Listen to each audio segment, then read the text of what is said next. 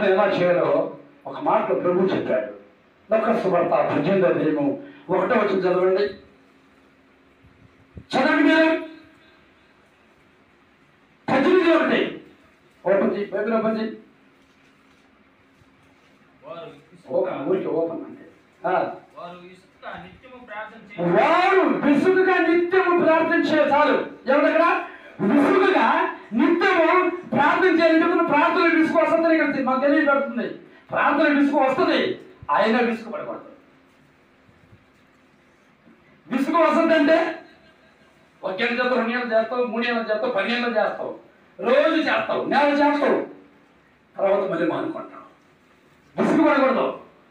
విసుగు పడకుండా నిత్యం ఉన్నాడా వారం ఒకసారి చెయ్యి, రోజుకి ఒకసారి చెయ్యి, సంవత్సరం చెయ్యి అని చెప్పట్లు. అక్కడ కొంతమంది చర్చికి వచ్చినప్పుడే ప్రార్థన చేస్తారు, తర్వాత ప్రార్థనలేనే లేదు.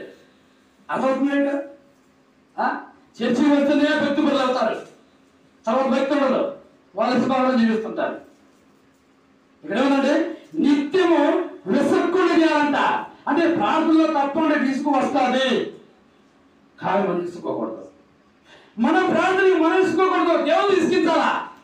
అది దేవుడిని ఇసుకించే మన ప్రార్థన పట్టుకోలేక ఆ ఇసుకుపోయాక పోయి నెరవేర్చాలి. బాబు ఈ వదిలి పెట్టేది లేదు, ఈ భక్తులారా, లేదా ఈ భక్తులు వదిలి పెట్టేదా, మనం కావాల్సిందే, నేను తట్టుకోలేకపోతాను దేవుడు అనుకోవాలని. అర్థమవుతుందండి.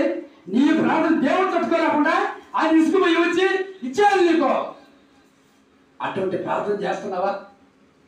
అటువంటి వాళ్ళు నిజమైన భక్తి పరులు, వాళ్ళే భయభక్తి కలిగిన వాళ్ళు. ఈ మాట ఎందుకు చెప్పాడంటే ఒక ఉదాహరణ చెప్పాడు, మీకు తెలిసే ఉంటుంది. ఒక ఎదుగురాలు ఏం చేసిందంటే ఒక న్యాయాధిపతి ఆ ఎదురాల దగ్గర డబ్బులు తీసుకున్నాడండి. అర్థమవుతుందా? అర్థమవుతుంది మీకు?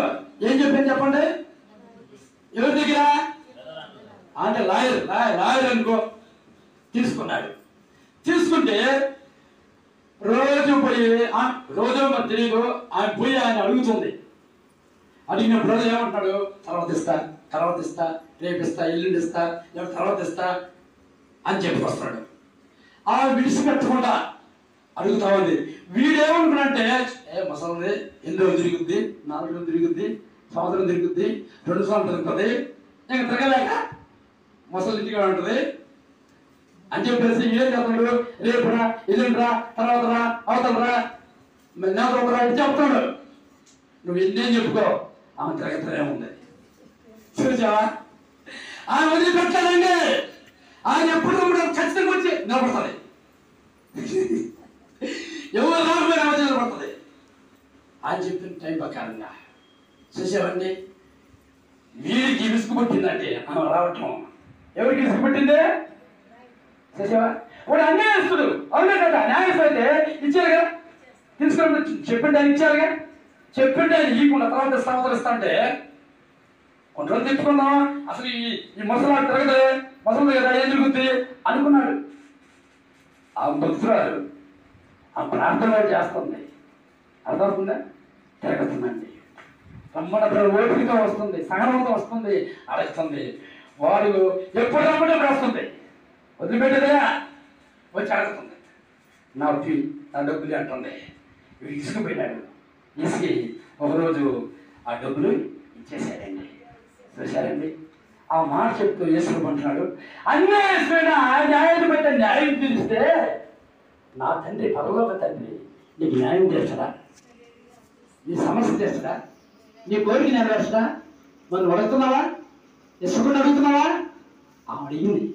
అడగడమే ప్రార్థన, దేవుని చెప్పుకోవడమే ప్రార్థన, దేవుని అడగడమే ప్రార్థన. నిజం కదా? మీరు ఇసుకుపోతున్నారు కదా, ఇసుకుపోతున్నాం కదా. ఇసుకోబడతారు, ఇసుకోవద్దు. మనం దేవుడు మన ప్రార్థనలకి దేవుడు ఇసుకొని కార్యం చేయాలి. కన్నీరు విడిచి ప్రార్థన చేసి ఇసుకోవాలండి. కన్నీరు విడిచి ప్రార్థన చేస్తే ఇచ్చుకోవాలి. కన్నీరు విడిచి ప్రార్థన చేస్తున్నాడు. నిజం చెప్పండి, కన్నీరు విడిచి ప్రార్థన చేస్తున్నారు మీరు? ఒక్కసారి నీ హృదయం పరిశీలన చేసుకో. ఎందుకు చెప్తానంటే నువ్వు కార్చే కన్నీరు వృధాకు పావయ్యి.